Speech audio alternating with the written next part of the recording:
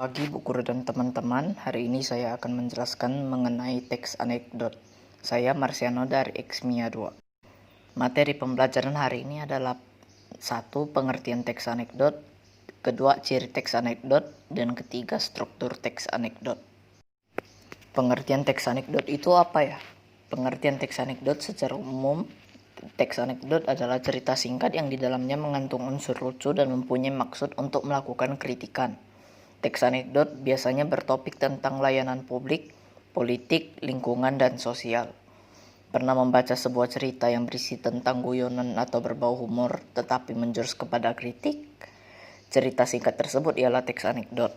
Tidak hanya berbentuk cerita, pengertian teks anekdot juga dapat berbentuk dialog singkat antara dua tokoh. Teks anekdot sendiri tentunya selain untuk memberi humor, teks tersebut juga harus memuat amanat, pesan moral ataupun kebenaran secara umum. Nah, itu pengertian teks cerita anekdot. Ciri-ciri teks anekdot hampir menyerupai dongeng. Dongeng merupakan suatu cerita tentang kejadian yang luar biasa yang penuh khayalan, yang dianggap oleh masyarakat suatu hal yang tidak benar-benar terjadi. Yang kedua, bersifat humor. Teks anekdot selalu dihiasi dengan bahasa humor. Namun, tidak semua cerita humor bisa dikatakan anekdot, dikarenakan teks anekdot mengandung pesan yang disampaikan dan cerita nyata yang terjadi. Yang ketiga, partisipan orang terkenal. Kenapa teks anekdot melibatkan orang terkenal? Karena tokoh yang terkenal lebih banyak yang suka membacanya. Misalnya mengkritik koruptor. Menyindir. Menyindir artinya mengkritik seseorang secara tidak langsung atau tidak terus terang. Sindiran yang digunakan dalam teks anekdot menggunakan kalimat pengandaian, perbandingan, dan pertentangan. Memiliki tujuan tertentu. Dalam teks anekdot mengandung tujuan yang ingin disampaikan kepada khalayak umum yang berupa hikmah, pesan, atau pelajaran.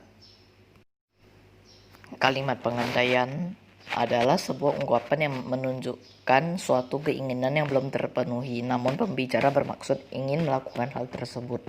Biasanya diekspresikan dengan menggunakan ungkapan kalau, apabila, jika, seandainya.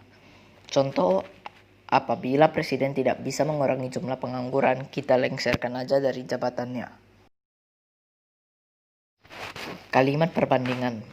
Perbandingan adalah suatu ungkapan untuk melukiskan suatu kejadian yang sebenarnya dengan sebuah istilah lain. Biasanya diekspresikan dengan menggunakan ungkapan, bagaikan seperti. Contohnya, semakin lama semakin kurus, bagaikan es lilin. Penegakan hukum di Indonesia ini sarang laba. Kalimat berlawanan atau antonim.